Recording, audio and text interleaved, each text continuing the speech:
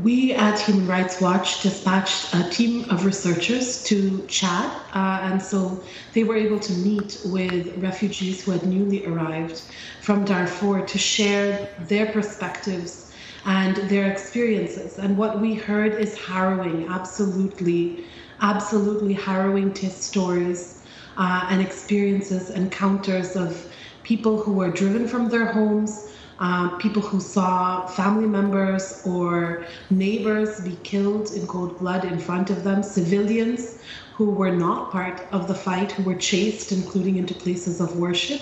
And tens of thousands, as a result, have had to flee across the border into Chad. The situation in El-Geneina has gotten worse because now hospitals have been attacked and looted, the market has been attacked and looted, and we see very limited access for humanitarian actors and almost a complete communication blockout. Mm-hmm. And how is the situation in Darfur related to the broader crisis in Sudan?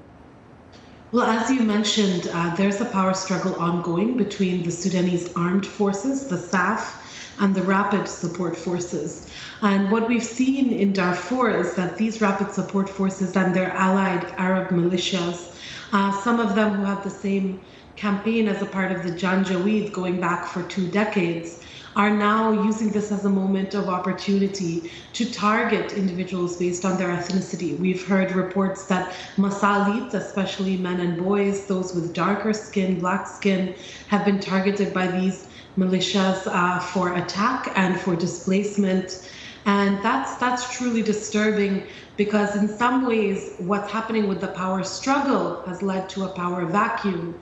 And the SAF, the Sudanese armed forces, who are responsible for protecting the people of Sudan, have retreated to their barracks to leave these individuals completely at the mercy of Hameti and his rapid support forces, as well as their allied Arab militias. Akshaya, very quickly, what does Human Rights Watch want to see the UN do to kind of, counter regarding all these atrocities that we're seeing in Sudan?